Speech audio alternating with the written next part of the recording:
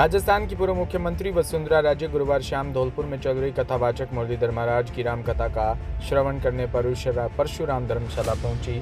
यहां पर उन्होंने करीब 2 घंटे तक कथा सुनी, लेकिन कथा के बाद उन्होंने अपने संबोधन में कुछ ऐसी बातें कही जिसकी चर्चाएं सियासी गलियारों में शुरू हो गई। राजे ने अपने संबोधन में वनवास और धैर्य का जिक्र किया, जिसे राजनीतिक विशेषज्ञ उनके मौजूदा हालात से जोड़कर देखने लगे हैं। वसुंधरा राजे ने कहा कि आजकल की दुनिया बड़ी अजीब है, जिसको अपना समझा वो पराया भी हो जाता है, लेकिन अपने परिवार के लिए हर किसी की एक ड्यूटी होती है। ऐसे समय में परिवार की बहू, माँ, बेटी को अपना काम करना पड़ता है।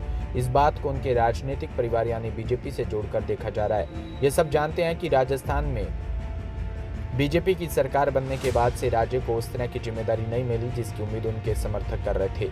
राजे ने कहा कि वनवास सिर्फ भगवान श्री राम की जिंदगी का हिस्सा नहीं, हर इंसान के जीवन में कहीं न कहीं वो वनवास आता ही है, पर आता है वो जाता भी है। ये बयान सीधे तौर पर उनके राजनीतिक वनवास की तरफ इशारा करता है और उनके धैर्य बनाए रखने की बात पर भी जोर दिया। उन्होंने कहा कि राम जी ने हमें ये बताया है कि अपने जीवन के अंदर धैर्य क्या चीज़ हो सकती है। हमें धैर्य को समझने की ज़रूरत है।